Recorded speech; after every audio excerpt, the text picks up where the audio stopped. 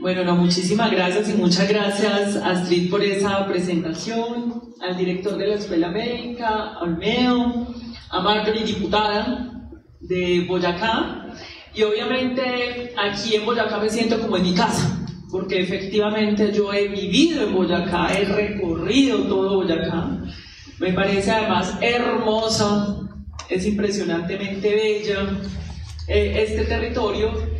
Y pues evidentemente cuando empezamos este año con el proyecto pedagógico, porque estábamos muy preocupados con los movimientos sociales de donde yo provengo, por el nivel de desinformación y la baja cultura política que hay en el país, promovido pues evidentemente por lo que yo he denominado una oposición que básicamente ha degradado el debate político en Colombia al nivel de la mentira, al nivel de la desinformación.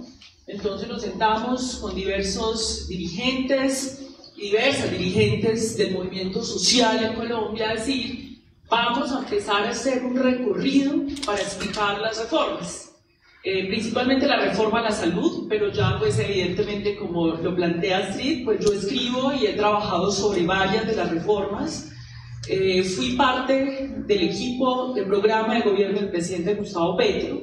Construimos 10 propuestas para cambiar a Colombia, entre esas la reforma a la salud, la reforma pensional, la reforma laboral. Quien estuvo al frente como investigador inclusive de la reforma laboral y pensional es el doctor Ricardo Bonilla, que en este momento pues lamentamos bastante que un hombre de sus calidades intelectuales y éticas haya quedado entrampado por estas acusaciones, donde yo tengo la seguridad que el doctor Bonilla va a demostrar su inocencia. No tengo ninguna duda de la inocencia y el actuar correcto y recto del ministro Ricardo Bonilla, un intelectual con todas las letras que estuvo participando en el proyecto programático. Él estuvo al frente de toda la discusión laboral y pensional.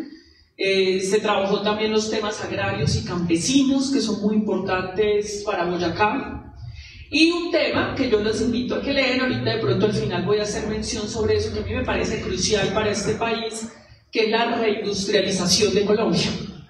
Cómo reindustrializar a Colombia. Al final haré una mención porque evidentemente esto tiene que ver también con la salud.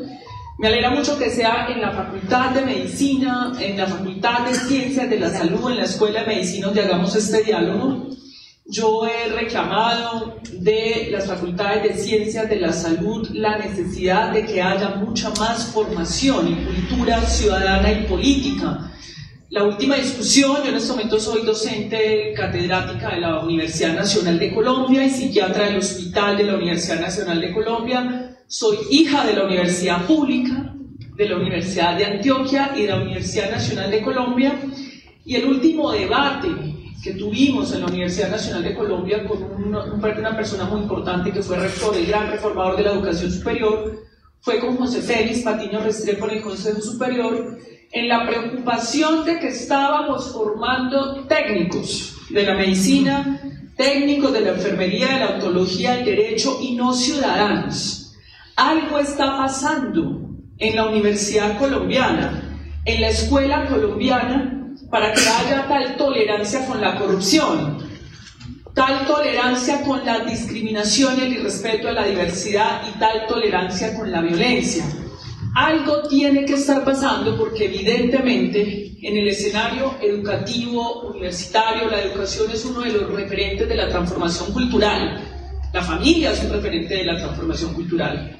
El sector educativo, los medios de comunicación, que en este momento pues hay una crisis ética y moral, diría yo, porque evidentemente hemos visto el papel que alguna prensa corporativa ha desempeñado en Colombia y en el mundo. Entonces ahí es donde se vuelve muy importante la universidad, porque como decía José Félix Patiño, estamos formando tecnócratas, técnicos en medicina, en ese caso, porque teníamos la discusión en la Facultad de Medicina. Necesitamos ciudadanos con cultura política, con capacidad crítica, con capacidad de ser crítico frente a un titular de prensa. Todavía tenemos colegas míos con muchos años de estudio, súper especialistas que se informan sobre la reforma a la salud a partir de un titular de prensa y siguen pregonando la desinformación y las mentiras que ha planteado la oposición respecto a eso, que me voy a proponer a descomponer cada uno de los planteamientos. Entonces me parece muy importante que hagamos esto desde la Escuela de Medicina, desde la UPTC, desde la Universidad Pública. Debo, como lo dijo muy bien Astrid, y aquí llegó Giovanni Peralta, amigo también del movimiento de la salud, del movimiento médico, y con quien hemos enfrentado estas luchas.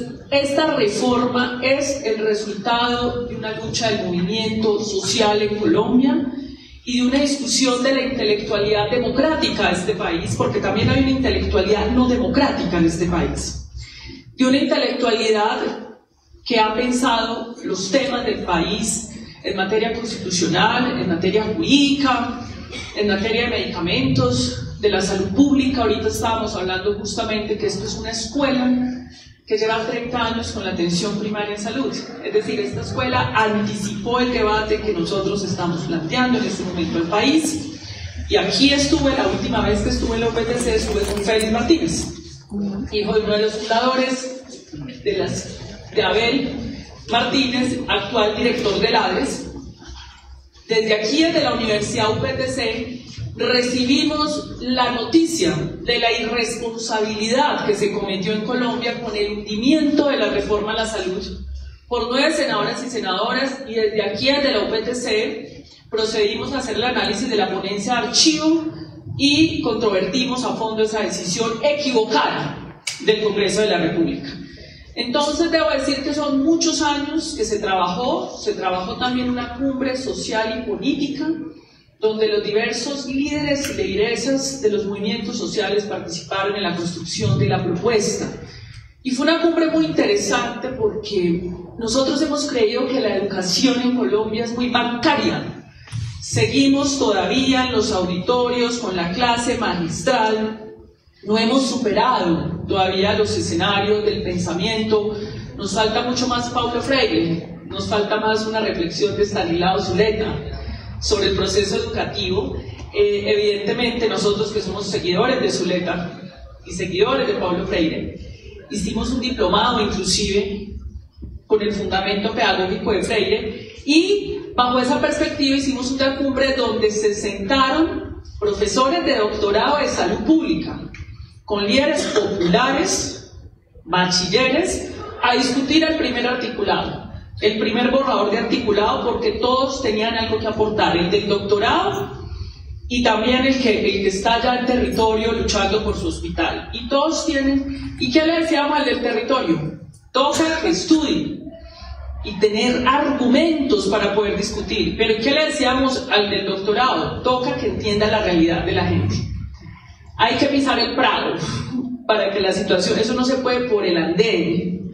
Hay que meterse con la gente, entender, aprender. Hay un conocimiento que tiene el liderazgo social y popular de este país sobre su hospital.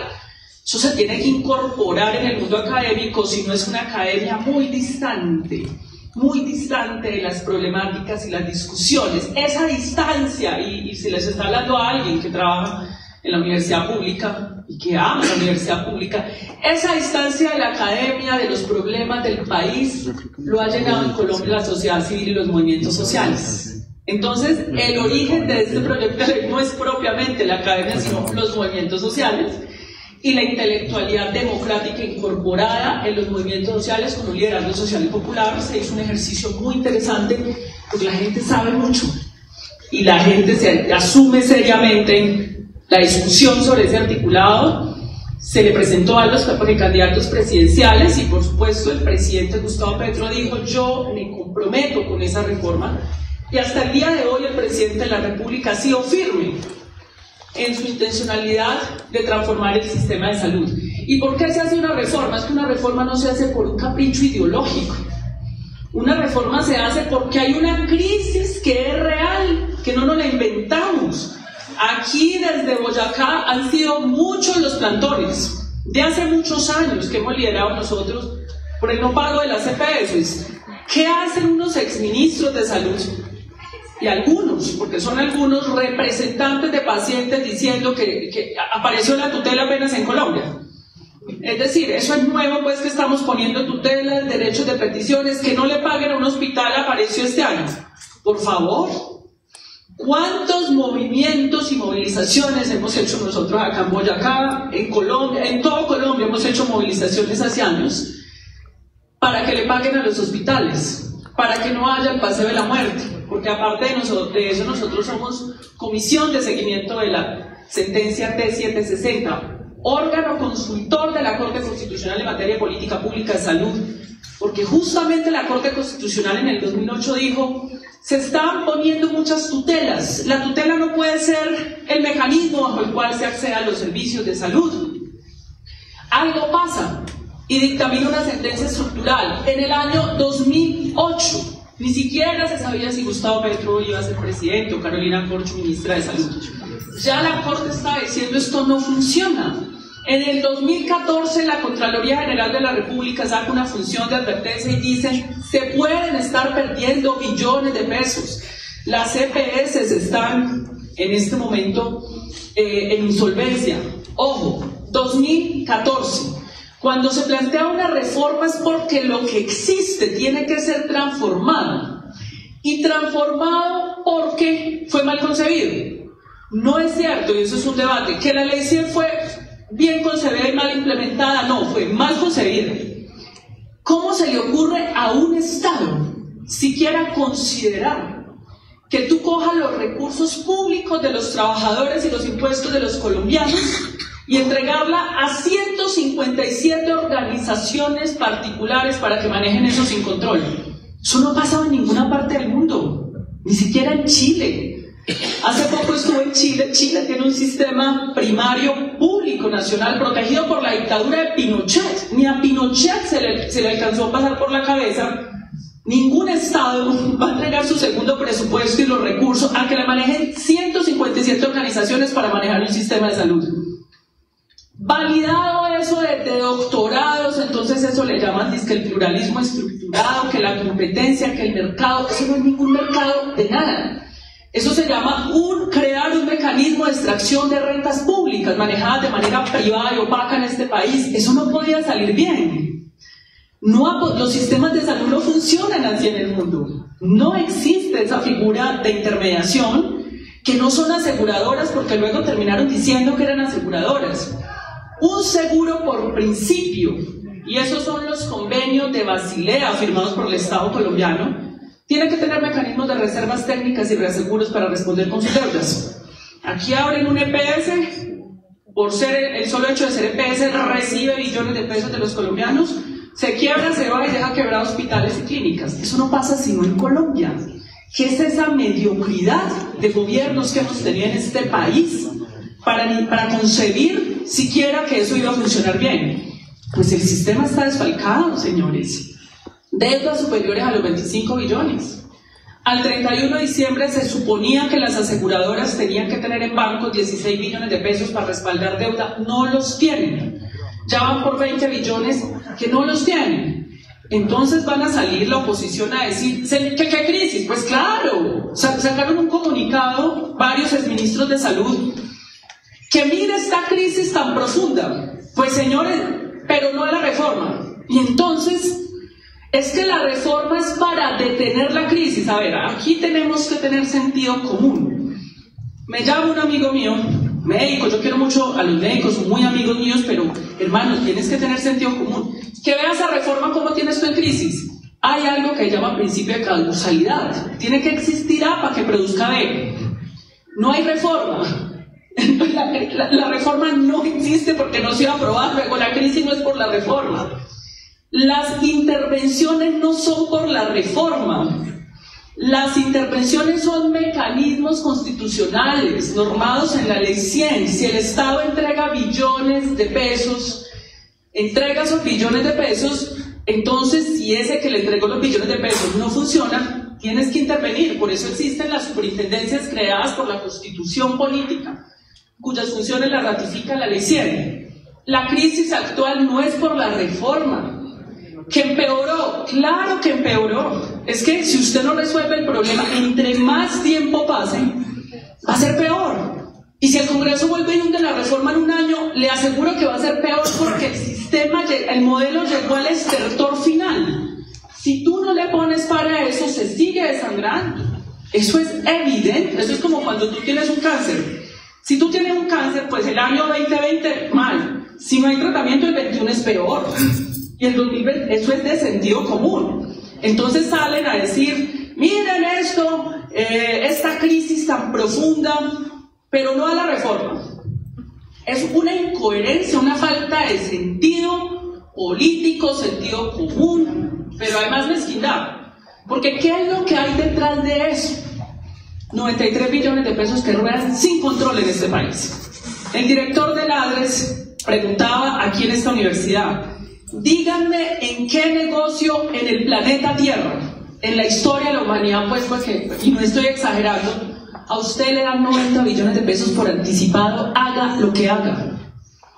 ¿A quién le entregan? Yo me he reunido con empresarios. Dígame, señor empresario, si usted le entregan anticipadamente toda esa plata.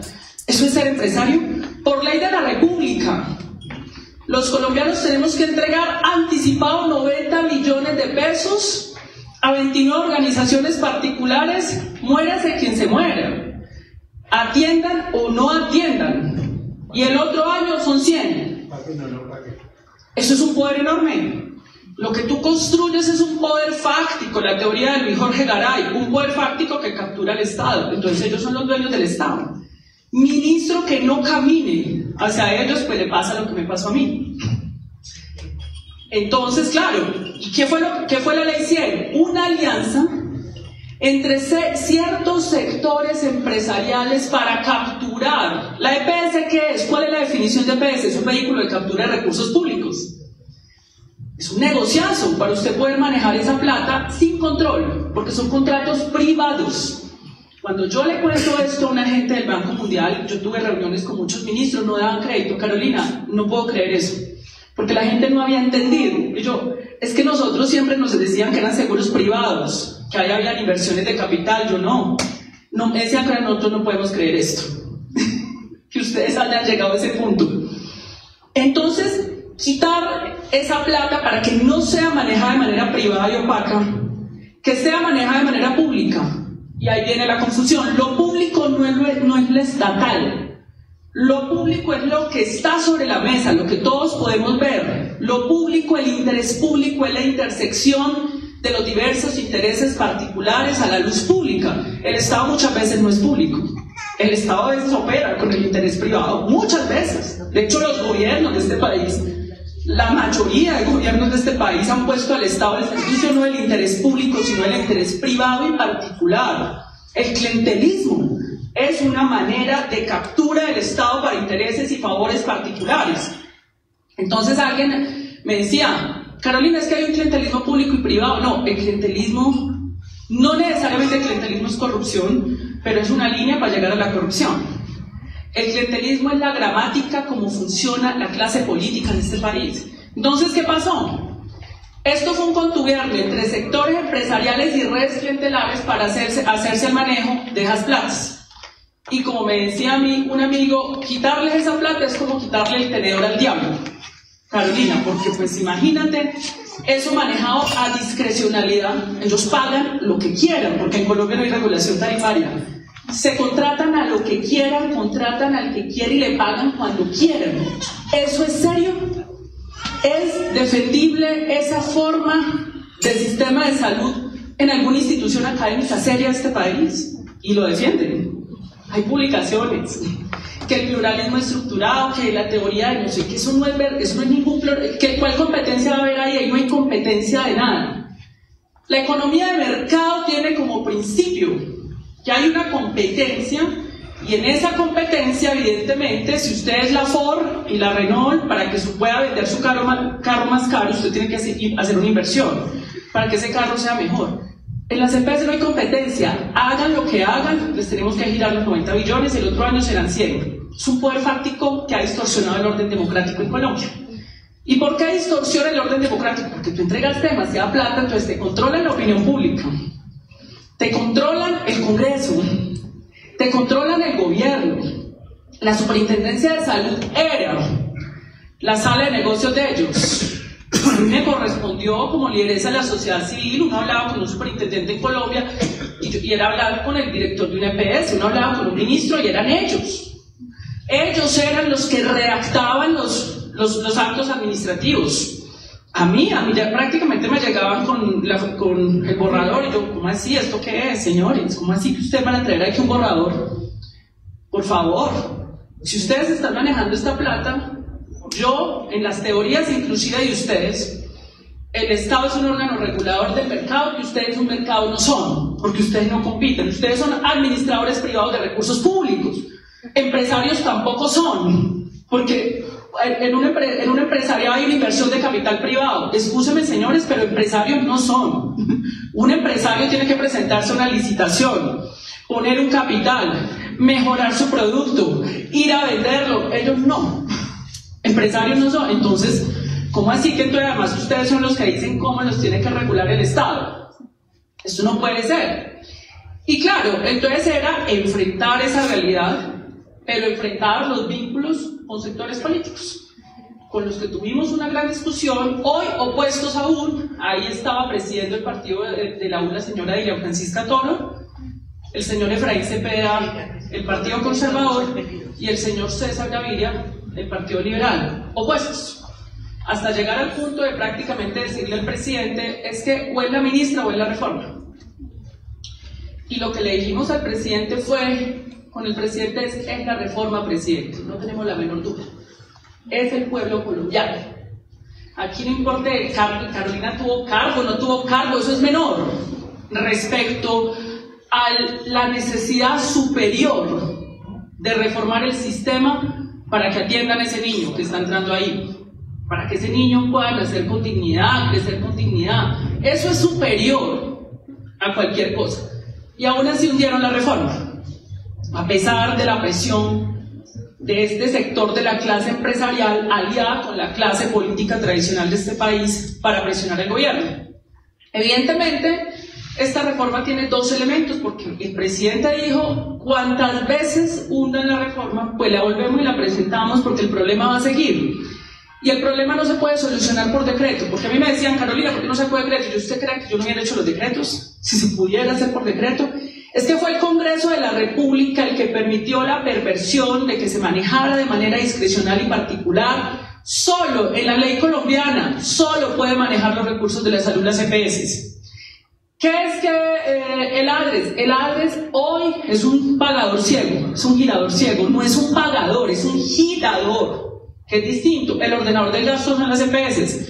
¿Qué quebraron las clínicas? Las EPS.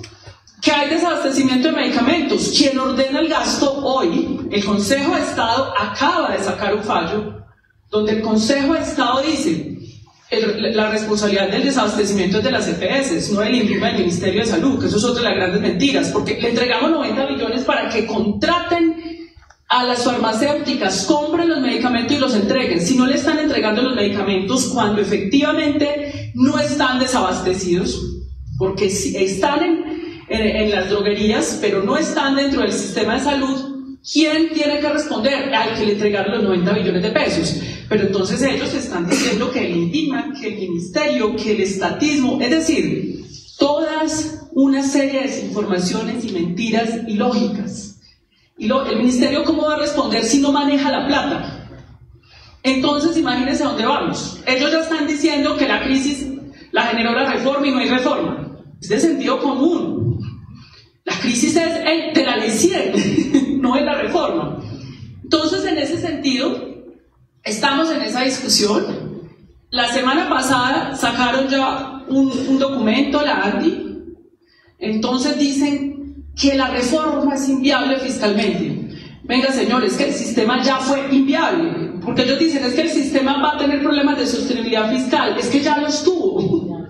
No están viendo que hay una deuda de 25 billones de pesos y hay 20 billones embolatados para respaldar esa deuda. Es que ya fue. Lo que ellos dicen que es que ahorita va a empezar el paseo de la muerte. ¿Va a empezar? ¿Cuánto tiempo llevamos nosotros en la tutela y el paseo de la muerte? Es generar una falsa narrativa Y uno dice, bueno, el ciudadano del común lo puede engañar, pero a un médico, yo a nuestros colegas diciendo esas cosas, yo le decía, mano, pero a algunos amigos míos, pero tienes que tener sentido.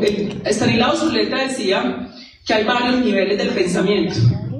Uno, el nivel básico es la lógica, luego viene la abstracción y luego viene la crítica. Puede que usted no llegue a la crítica, pero lógica tienes que tener. Entonces, en ese sentido, yo llamo a que seamos lógicos en el análisis de la información. Entonces dicen ellos que el sistema de la reforma es inviable. Y sacaron una cifra, porque yo ya no le creo a las cifras de ellos, porque ellos sacaron una cifra en el editorial del Tiempo. El ADRE nos debe 5 billones. ¿Y por qué? Porque nosotros lo decimos. ¿Y dónde lo dicen? En el editorial del Tiempo. Pero cada que se sientan, porque es que esto no es que yo digo, es que yo digo que me deben, no es que no es lo que usted diga, sean serios.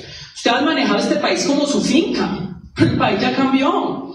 Sentémonos, se sientan ladres con ellos y salen debiendo. Salen debiendo. Distorsionan cifras en los estados financieros que son documentos públicos. Hicimos un arqueo básico. Ellos dicen, es que la plata no nos alcanza. Hicimos un arqueo básico. Eso lo hicimos con ¿Dónde está la plata? Vicente Calvo, Sociedad Civil, Movimiento Ciudadano. Un arqueo básico. Ellos tienen que erradicar anualmente los estados financieros de cómo mueven su plata. Con unos contadores cogimos, bueno, cojamos esto entre el 2020 y el 2023. ¿Cuánta plata les entró y cuánto gastó? Y nos encontramos con que había 13.2 billones embolatados. ¿Qué les entraron? Pero no aparecen en los estados financieros de ellos en qué se las gastaron. O te lo robaste, amigo, y no podías robártelo, esa plata no es tuya, tienes que devolverlo. Si no te lo gastaste, tampoco es cierto entonces que no te alcanzaba la plata, porque ¿por qué te están embolatados 13.2 billones? Hicimos la presentación frente a la prensa con los estados financieros de ellos. Dijimos, vean, aquí están las cifras de ellos mismos. Se presentó la denuncia ante la Contraloría General de la República, la Fiscalía General de la Nación. Señores, ellos están diciendo en sus propios estados financieros que esa plata está embolatada. Y la Contraloría General de la República nos da la razón y nos dice, no, lo que está embolatado no son 13.2 billones de pesos en 4 años. Son 11.3 billones en solo un año, por ahora. ¿Ustedes saben lo que es eso? Una apertura de investigación de responsabilidad fiscal de la Contraloría General de la República. Porque en el año 2020 hay un presunto detrimento, desviación de recursos públicos de la salud. Mientras que morían los colombianos en una pandemia. Y mientras que le dicen al país que la plata no les alcanza. Eso es infame. Entonces, evidentemente, esto se lo explicamos al pueblo colombiano, porque yo creo que la gente no entendía esto. La gente me decía, es que a mí Sanitas me pagó mi cirugía. Nunca Sanitas te pagó tu cirugía. Tu cirugía siempre la hemos pagado los colombianos. Que entonces, ¿cómo van a financiar las enfermedades huérfanas? Como le financian hoy, con los impuestos de los colombianos. Es que ellos nunca han financiado la salud. Ellos vendieron propagandísticamente que supuestamente ellos eran unos capitalistas. Pues yo les digo, ustedes no son capitalistas, ustedes no tienen aportes de capitales, que ellos eran los que financiaban las cirugías. Nunca, no han pagado nada, eso lo hemos pagado nosotros los colombianos. Lo otro es que Sanitas me hizo la cirugía. No, Sanitas no te hizo la cirugía ni pagó tu cirugía, la hizo una clínica. Yo quiero que levante la mano el que lo operaron en la oficina de una EPS. Yo le preguntaba a mis colegas, Carolina, pero si se acaba la EPS, ¿dónde voy a trabajar yo? Levante la mano el psiquiatra que está trabajando, que atiende pacientes en la oficina de una EPS. ¿Dónde trabaja usted? En una clínica. Y entonces, hermano, o sea, trabajas en una clínica. El que opera es la clínica y el hospital, la IPS, no la EPS. La EPS es un intermediario entre el Estado, que somos todos los colombianos, y la IPS. Pero todo eso fue una propaganda de 30 años, para hacerle creer a la gente que eran ellos. Y que sin ellos era imposible que el sistema sobreviviera. Cuando esa figura no existe en ningún sistema de salud del mundo. Me siento con el embajador de Holanda. Carolina, pero es que allá hay unos seguros privados en Holanda. Este sistema sí es parecido al holandés. Doctor, cuénteme cómo es el seguro. No, son 5 compañías sólidas, con reaseguros, con inversiones de capital, atención primaria. Yo le escribí, no. Pues eso es una cosa muy distinta. Aquí no estamos hablando de compañías sólidas, estamos hablando de unas organizaciones que aparecen y desaparecen en el tiempo. No estamos hablando de capitalismo, pues, de los Países Bajos. Cuando yo le explico al mijo, no, es que esto es una recocha, o sea, lo de aquí es muy distinto a lo de Holanda. Entonces, en los doctorados, donde enseñan el pensamiento neoliberal, dicen, mira que, ¿cómo es que a mí ya se me olvidó? Yo soy profesor de salud pública, pero yo le digo a los estudiantes, vea, eso del pluralismo estructurado, la mano invisible. Ojo, eso existe en la mente de ellos, pero eso no es la realidad en el sistema de salud. Ellos están hablando de otra cosa, eso es ideología, pero eso no es lo que pasa en el sistema de salud en Colombia. No que las EPS iban a competir entre ellas, que el principio de la competencia, a ver quién era mejor, pues eso está en la imaginación de ellos, porque eso no pasó aquí. Entonces ahí es en donde nosotros hacemos todos estos análisis, empezamos a explicar y construimos la propuesta de reforma. Bajo 2 elementos.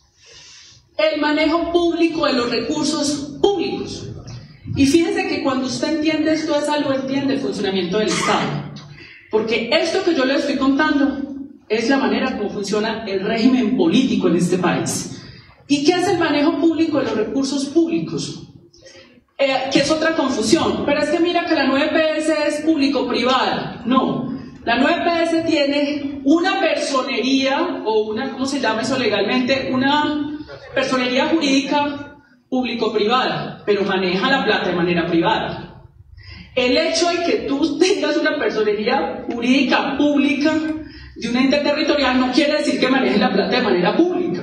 O dígame, abran pues la página de Capital Salud, a ver si sabemos con quién contrató Capital Salud. Esos contratos, ¿quién los rige? ¿Por qué contrató esta clínica y no la otra? Y es una entidad pública. Pero la ley en Colombia dice que ellos pueden manejar eso a discrecionalidad. Es perverso. La ley es perversa y es injusta. Por eso fue que nosotros nos opusimos a eso. Nosotros no aceptamos eso. Porque nosotros vimos morir gente en Colombia. Lo vivimos, lo sigo viviendo en el hospital universitario por esa perversión. Y decidimos levantarnos contra eso. Y cuando nos levantamos contra eso dijimos, vamos a hacer plantones el resto de nuestras vidas. Pero si no planteamos una propuesta alternativa y estructural, vamos a dar al traste con la vida de los colombianos y las colombianas, sobre todo los más vulnerables, porque nosotros los colombianos estamos girando para que se atiendan todos los colombianos. Y 10 millones de colombianos no acceden al sistema de salud y se pagó por ellos, anticipadamente. Otros 10 millones más o menos. Y otros... Eso depende como usted le vaya, si le fue bien, si le fue mal. Entonces esto no es una discusión de cómo me va a mí individualmente. Es cómo nos va a todos y a todas. Es que hay que superar esa mentalidad que ha incursionado en Colombia del individualismo. De que a mí me fue muy bien, a mí me hicieron la cirugía, sí. Pero había plata para que a ti te fuera bien y le fuera bien al niño más vulnerable del Chocó. Y no le fue, murió, cuando no tenía que morir. Eso se llama Estado Social y Democrático de Derecho, eso se llama solidaridad. Eso fue los principios enarbolados en la Revolución Francesa, que fue la inspiradora, el pensamiento de la Revolución Francesa, fue la inspiración de la creación de la República de Colombia y la independencia que se fraguó aquí en esta tierra, aquí donde estamos. Se luchó por esos principios republicanos.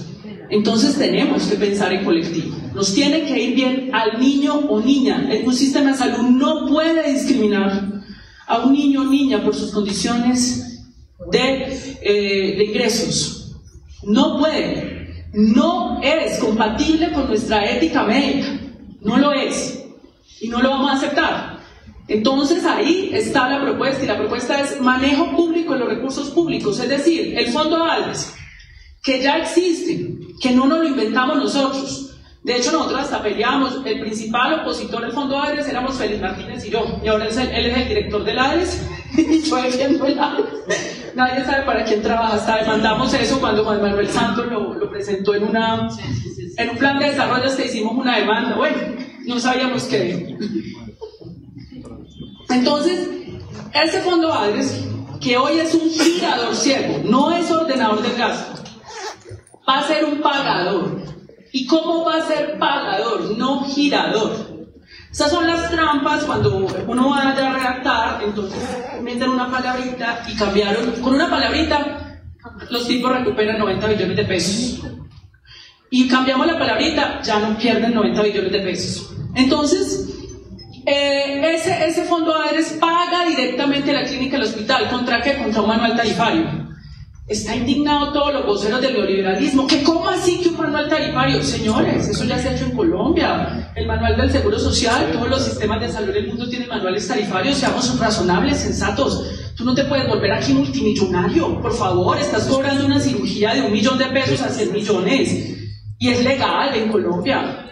Entonces Tani te recibe plata y a su clínica le paga por una cirugía 20 millones y a la otra 1 millón. Y es legal. No pueden ir presos porque el Congreso validó eso. Eso es una modalidad de saqueo legalizada. Han saqueado el sistema de salud. Son multimillonarios. Multimillonarios. Ustedes no se imaginan. Yo me siento con empresarios y yo vea, ustedes son unos pobretones al lado de esta gente. Porque es de billones. De billones que estamos hablando.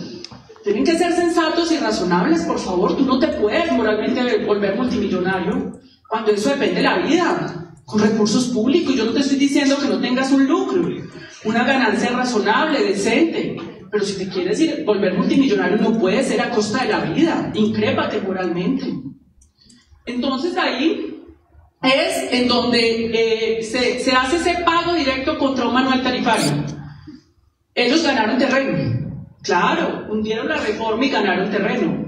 La reforma que nosotros presentamos quedó en un 65%, ellos ganaron el 35%. Porque la realidad es que la EPS se transformó en gestora, solo que le quitamos el manejo de la plata, pero ellos sí tienen muchas funciones dentro del nuevo sistema. ¿Qué funciones tienen? Ellos van a hacer unos convenios de desempeño con las clínicas y hospitales para exigir resultados en salud, para obligarlos a que se acojan al manual tarifario que hace el Ministerio de Salud. Van a hacer auditorías a las clínicas y hospitales sobre ese convenio de desempeño y van a apoyar la referencia y la contrarreferencia cuando usted necesita una cirugía o un trasplante. Tienen 3 funciones muy importantes dentro del sistema y se les va a pagar. Hoy nosotros los colombianos les pagamos 9 billones de pesos a 29 organizaciones, les pagamos 9 billones para que manejen 93 billones. Entiendan el poder, el que está. A mí me decían, Carolina, usted la atacaron mucho por ser mujer. No, a mí no me atacaron por ser mujer, me atacaron por 93 billones de pesos que los tipos manejan sin control. Eso fue lo que les disgustó.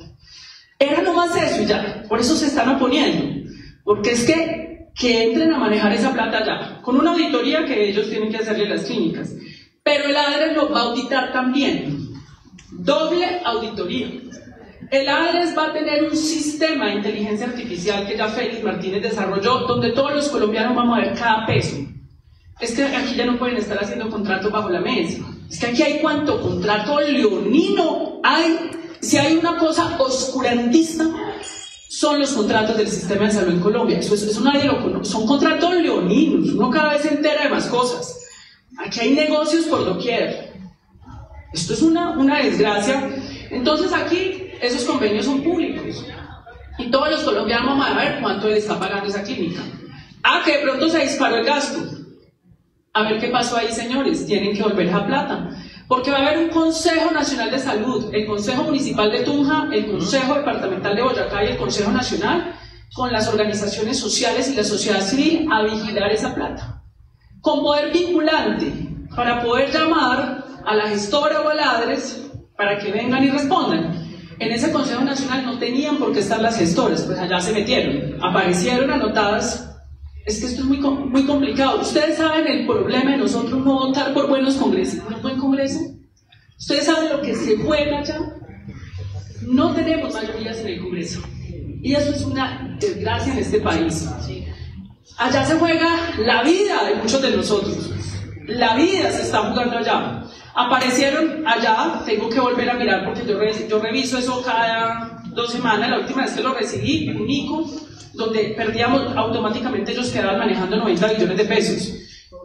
Llamamos a los señores congresistas, por favor. A ver, ese no es el acuerdo es no manejan la plata y no manejan la plata por un capricho, no es que no la han manejado bien, han quebrado las clínicas y los hospitales. Entonces, ese es el primer tema. inteligencia artificial, sistema de información público, consejos y control social, doble sistema de auditoría y convenios de desempeño público, para que el que vaya a robar lo tenga que hacer delante de todo el país a ver si va a robar. Ese es un punto. El segundo punto es el que es experta esta facultad. Estamos hablando de la atención primaria en salud. ¿Y qué es eso? Alguien decía, Carolina, ¿ustedes creen que la atención primaria ya existe? La atención primaria son iniciativas sueltas de una universidad que se la metió toda, vamos a hacer nuestro trabajo, algún hospital, algún gobernador, un alcalde, pero no es sistémico. Sistémicamente el sistema no tiene incorporada la atención primaria en salud. Por favor, aquí va a ser sistémico, porque se va a generar una cuenta específica de atención primaria en salud, donde no puede haber unidad de caja con nada. Van a haber dos cuentas específicas, la de atención primaria en salud y la de hospitales públicos, para mantener la infraestructura al día, la tecnología al día de los hospitales públicos. Los sistemas de salud en el mundo invierten el 30% de los recursos en la atención primaria. Ahora, ¿qué es atención primaria? Yo estoy aquí frente a expertos del tema. Todo lo que los médicos y las enfermeras creen que es atención primaria es lo que no es, porque la gente cree que la atención primaria es los equipos básicos, pues eso es una parte, pero eso no es toda la atención primaria. Que tecnologías de bajo costo para trabajar con la comunidad, que las brigadas, pero no es. Atención primaria es una estrategia que implica todo el sistema de salud, que es la intersectorialidad, la red integral integrada de prestación de servicios de salud. La atención primaria es la participación social, por lo menos es todo el sistema, es una estrategia transversal a todo el sistema de salud. Para efectos de la reforma, entendemos por atención primaria el nivel primario de atención, pero ese nivel primario no es solamente las profesiones de la salud, odontología, enfermería, etcétera, sino que también una avanzada de los especialistas para que los centros de atención primaria en salud hagan una avanzada de atención. Miren, los cánceres, aquí hay oncólogo, no sé si hay alguien que sea oncólogo, pero el cáncer, muchos de los cánceres son curables. Se está muriendo la gente de cáncer porque cuando el tiempo de diagnóstico se murió. Es que un cáncer en 2 semanas ya tiene otro pronóstico. Entonces, si no te diagnostican inmediatamente y te inician el tratamiento que permite la curación, estás muerto. Y eso está pasando en Colombia. Eso está pasando en Colombia. Entonces, el sistema primario tiene que tener una avanzada para que pueda detectar a tiempo la enfermedad. Ya ahí están los equipos extramurales, y ese centro de atención primaria en salud, que en los sistemas de salud del mundo es entre 17.000 y 25.000 personas. En cada 17.000 y 25.000, de acuerdo a la dispersión, hay un centro de atención primaria en salud, y ese tiene una red de mediana y alta complejidad en el territorio para hacer las revisiones. Y ese centro de atención primaria en salud se tiene que encargar de todo el tema del territorio, porque el territorio, uno se enferma en un territorio. De acuerdo al problema del agua, estamos hablando de los determinantes sociales de la salud, si es un problema ambiental, él gestiona el centro de atención primaria. Esto es un sistema de abajo hacia arriba. Claro, allá metieron un mismo ya en el articulado porque ellos no quieren que el centro sea el centro. El centro de este sistema es el centro de atención primaria en salud del modelo nuestro. Ellos ya lograron cambiar la redacción para que fuera la gestora, para que el centro sea la gestora. Entonces ahí estamos, tengo que volver a mirar porque esto es de detalle, el diablo está en los detalles. Entonces efectivamente es el centro de atención porque el sistema es de abajo hacia arriba. Es desde la comunidad hasta la alta, no el sistema actual que la puerta de entrada son las urgencias y la alta complejidad. Es de abajo hacia arriba. Entonces, ¿cómo se financia eso? Todo el nivel primario, ese centro de atención primaria en salud, se financia progresivamente. El 27% de todos los recursos van allá en 10 años. Entonces la ANDI dice, van a desfinanciar los tratamientos de los trasplantes. Falso. En ningún momento se disminuye los recursos que se van a la mediana y alta complejidad. Pero además, está demostrado que si tú resuelves muchos problemas en lo primario, se te disminuye la mediana y la alta. Es de lógica, pues, de lógica, que si tú haces prevención, pues va a haber mayor envejecimiento, evidentemente, va a vivir más gente, pero entonces, ¿qué hacemos? Que se mueran, teniendo la tecnología para que la gente viva. Pero, evidentemente, es obvio que se va a disminuir la hospitalización. Entonces, ahí Y aparte de eso, lo primario también tiene unas consultas especializadas, entonces también está cubierta esa parte.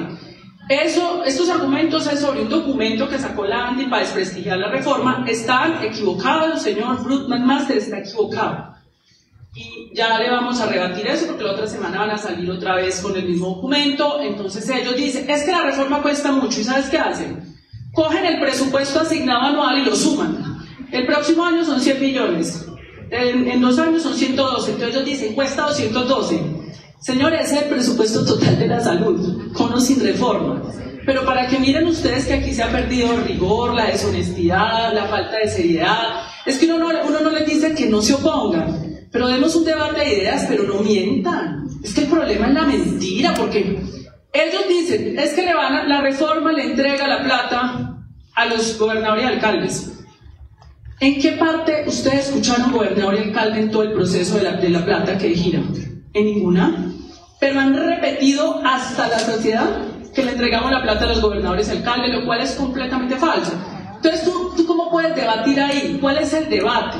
Entonces dicen, claro, es que ustedes son muy radicales, pero ¿radicales de qué, señores? Pero si yo no le puedo aceptar la mentira. Tienen que aprender a respetar este país. No pueden degradar este país, no pueden degradar la verdad. Señores, porque son señores la mayoría de los que están en esa discusión, y también señoras que están metidas ahí. Entonces ahí ya. Y el tercer punto lo perdimos. Nosotros queríamos un régimen laboral especial para lo público y lo privado. El 80% de los trabajadores de la salud son del sector privado. Nos derrotaron en un acuerdo entre una minoría del sector sindical y una minoría del cuerpo médico. Lograron que solo el régimen laboral especial fuera para los hospitales públicos, que constituyen el 20%, y que el 80% de los trabajadores que trabajamos en el sector privado pues nos sigan tercerizando con contrato basura. Hemos solicitado al Congreso de la República recuperar ese artículo, pero entre más tiempo pasa, la correlación de fuerzas es más difícil en el Congreso de la República, pues ya entenderán ustedes los problemas de no valorar esa corporación. Aquí ya hay una conciencia más democrática para la elección del presidente de la República, pero no tenemos todavía conciencia para la elección de la corporación congresional, que es muy importante. Entonces, yo creo que tiene que haber una renovación de ese Congreso de la República, si no va a ser muy difícil que este país cambie. Porque hasta para convocar una Asamblea Nacional Constituyente se necesitan las mayorías del Congreso. Que hagamos una constituyente, pero es que el Congreso es el que tiene que aprobarla. Entonces, ahí estamos en un nudo gordiano que solamente podemos desatorar en las urnas. En las urnas tienen que llegar congresistas que representen al pueblo colombiano, el interés superior de la defensa de la vida y los derechos fundamentales en Colombia. No lo tenemos. Y otro punto que perdimos, ya para ir redondeando y comentar alguna cosita aquí en unos minutos sobre mi artículo esta semana en la revista Sur, que vamos a comentar mañana en el programa de Pablo Borges. Ahorita les cuento para que de pronto nos acompañen y nos sigan. Es muy importante la ciencia, la tecnología y la innovación en el sector salud. Entonces vamos a mi artículo de la revista Sur y por qué lo voy a conectar. Yo escribo cada 8 o cada 15 días. Ahorita ya estoy otra vez juiciosa cada 8, no que estaban unas correrías y me tocó cada 15. Esta semana estamos discutiendo en la revista Sur, ustedes buscan revista Sur Carolina Corcho, sobre la reindustrialización en Colombia. Eso es fundamental, porque ese es el problema del empleo en las grandes ciudades. ¿De qué van a ser los jóvenes que salgan egresados? Tenemos 2 millones de jóvenes que no acceden a la educación superior, pero además tenemos todavía unas tasas de desempleo altísimas. Los jóvenes no ven futuro en Colombia. En ese sentido, el país se desindustrializó. Hay 2 etapas que tuvo Colombia. Colombia entre 1965 y 1990 exportaba bienes industriales, había industria en Colombia.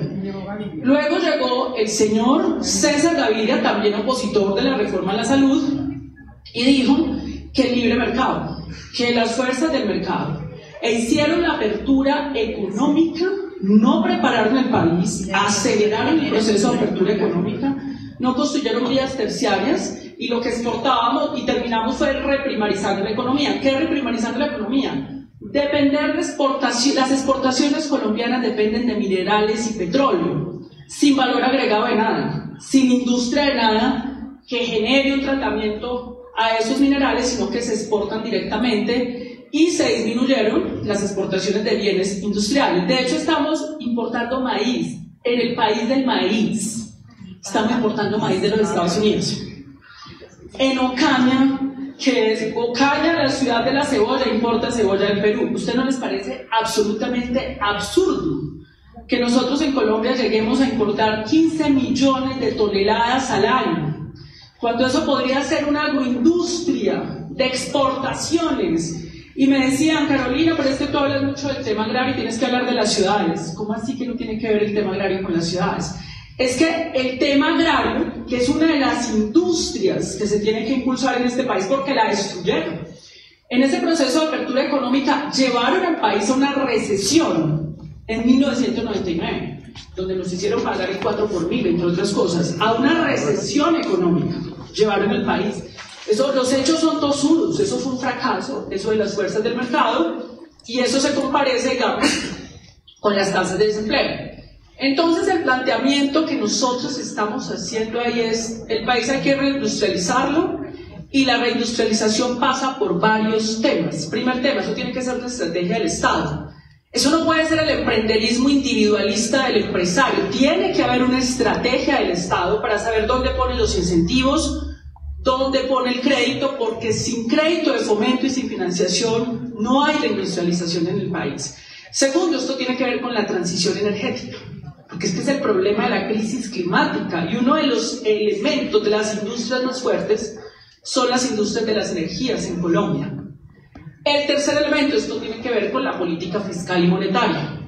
Todavía tenemos un Banco de la República con unas tasas de interés altísimas que disminuyen la inversión, porque según el Banco de la República, contra todo pronóstico y contra todo argumento, dice que si mantienen las tasas de interés altas, entonces que va a disminuir la inflación, cuando el crecimiento de los precios es por el aumento de los costos de producción de las empresas, y empeora porque es mucho más alto con esas tasas de interés del Banco de la República, hacer inversiones y los costos de producción aumentan. Eso hace parte de los problemas que tenemos en este momento en el sector empresarial. Se llama Banco de la República, una discusión muy compleja. Entonces, y tiene que ver con el ordenamiento del territorio. Tú tienes que organizar un país para la industria alrededor del agua, con vías terciarias, porque entonces ¿cómo vas a sacar los alimentos? Y obviamente tiene que ver con el sector educativo. Tiene que haber un diálogo entre el sector educativo, la estrategia del Estado sobre cuáles son los 4 sectores que se identificaron en Colombia. Pueden ser las 4 industrias que se impulsen. Primero, la agroindustria. Y eso va a requerir hombres y mujeres de ciencia, ingenieros, personas bilingües, expertas en exportaciones, que hablen idiomas para establecer las conectividades con Asia, con Sudamérica, con Norteamérica. Muchos jóvenes. Por eso tiene que ver con las ciudades, porque es el abastecimiento de los alimentos. En Colombia tenemos problemas de hambre, con 69 millones de hectáreas fértiles, y tenemos problemas de hambre. Lo primero que tienes que garantizar es la soberanía alimentaria en el territorio. Eso es una agroindustria que requiere asistencia técnica, crédito de fomento y toda la asistencia para la comercialización hacia el exterior. Tenemos que estar exportando maíz, no importando maíz. Esa es una primera línea estratégica que ubicó la política del gobierno del presidente Gustavo Petro. La segunda, la transición energética. Ahí hay oportunidades enormes para poder salir del petróleo progresivamente. Con las exploraciones que tenemos actualmente en Colombia, tenemos petróleo para 15 años, de acuerdo a los expertos, pero hay que hacer esa transición energética, y la transición necesita financiación porque necesita tecnologías e innovaciones que hay que hacer en Colombia, y ahí vamos a necesitar ingenieros, matemáticos, personas expertas en ciencias básicas. La tercera línea que identifican es todo el tema que es el ensamblaje de vehículos y la metalurgia. En Colombia eso se puede hacer, el 20% de los vehículos, y se hizo, debería estar electrificado. Y el cuarto elemento es la industria de la salud. Producción nacional de medicamentos, de vacunas, de tecnologías e innovación. la segunda biodiversidad más importante del mundo, que tiene todos los principios activos de la madre tierra, porque la madre tierra nos dio un lugar privilegiado en el planeta y nosotros importando medicamentos a precios altísimos cuando podíamos tener una industria de producción nacional de medicamentos. Esos son los 4 temas, ya para entonces ir cerrando porque quiero escucharlos más a ustedes. Centrales para la industrialización del país, ahí está el sector salud, eso hay que hacerlo. Eso hay que hacerlo, eso tiene que continuar, eso es de años, eso no se ha hecho. Los señores opositores de este gobierno son antiempresarios. Yo hablaba con los empresarios, por favor, son antiempresarios. No han hecho sino desindustrializar este país. Entonces, en ese sentido, les dejo entonces ahí para quienes quieran leer mi columna. Muchas gracias.